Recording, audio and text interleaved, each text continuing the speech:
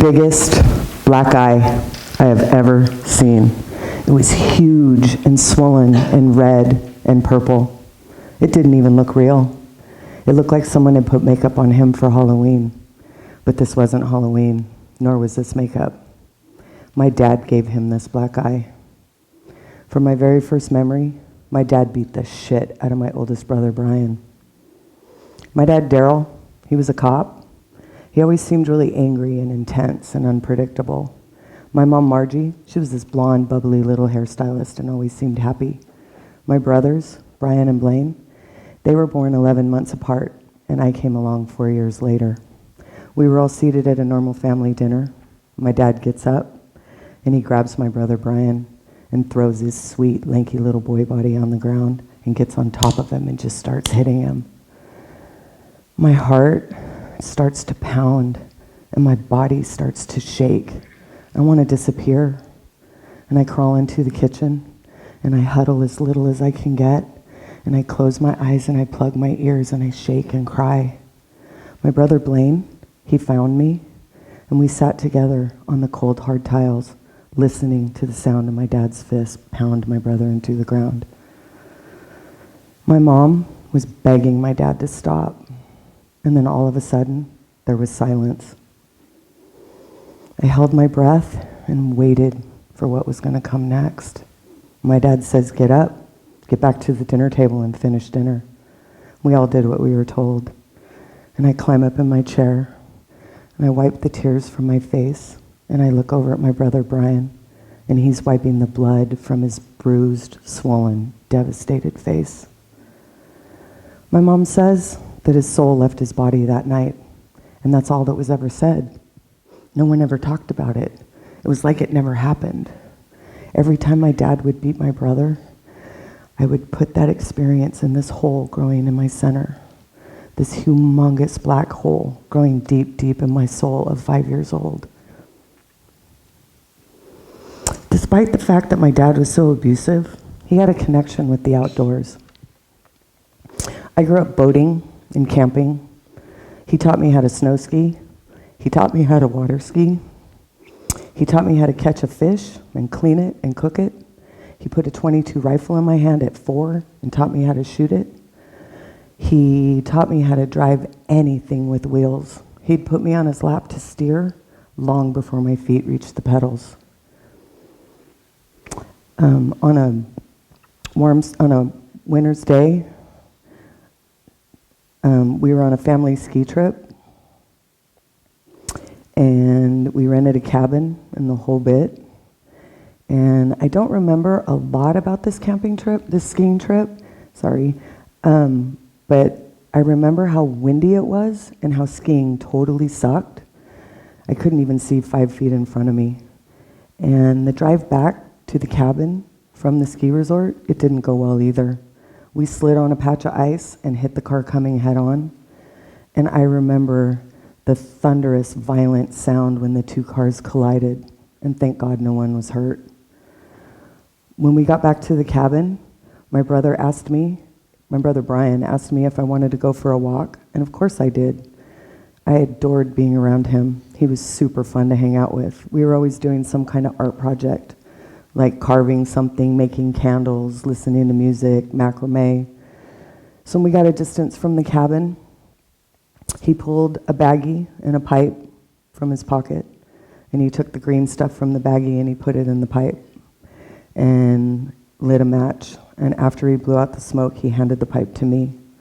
I don't remember what the smoke felt like going into my lungs, and I don't remember if I got high or not, but I remember this black hole subsiding. I remember the fear and the shame going away, and I remember feeling okay. When I got back to school, I shared with my fellow third graders what I had done, and they looked at me in complete confusion, because not a lot of 8-year-olds smoke pot. I thought I was so cool and so grown up, and I was in the club and they weren't. Junior high, my parents separated, my dad moved out. The abuse was gone, but so was any parenting. My mom had a salon in our house, and she'd be home working during the day, and at night she'd be gone. And she always left us money. And my brothers and I ran the house. And this is when they taught me all sorts of things that I could put in this black hole, way better than pot. LSD, mushrooms, coke, speed, alcohol. My dad, he taught me how to drive. And my brothers, they taught me how to live. On a warm, sunny day, some girlfriends and I are walking around town, and this boy drives by in this red 69 Mach 1. I'm instantly drawn to this car, and I can tell he's drawn to us. And he pulls over, and he asks us if we want to get in. We do. I make sure I sit up front next to him. And this is when he tells me that he works a graveyard shift at a local gas station. And this is my opportunity to drive this car. And without anybody watching me, I would drop him off, go pick up some friends. We found someone to buy us booze, and I always had weed. And we would cruise around and party. I felt so cool. I felt so grown up. Felt like I had the world by the tail. I was glad my parents were getting divorced and nobody was watching me. And somehow I survived and graduated 8th grade.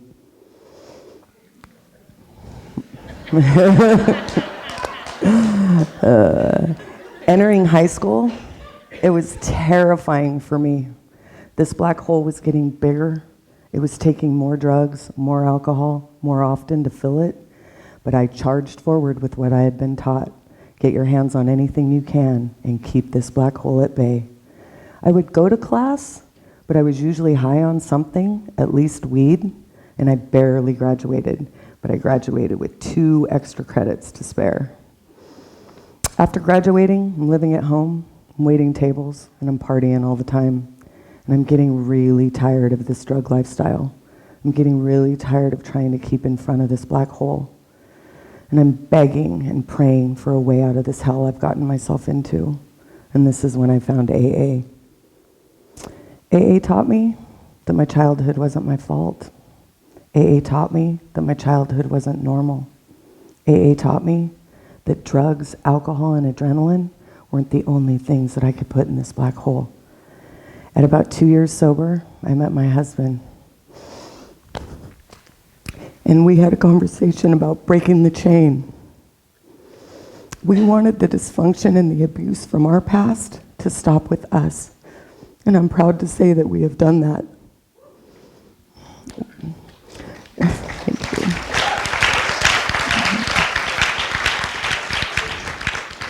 We have been married for 26 years and have raised 3 perfectly imperfect children who I love with the bottom of my heart.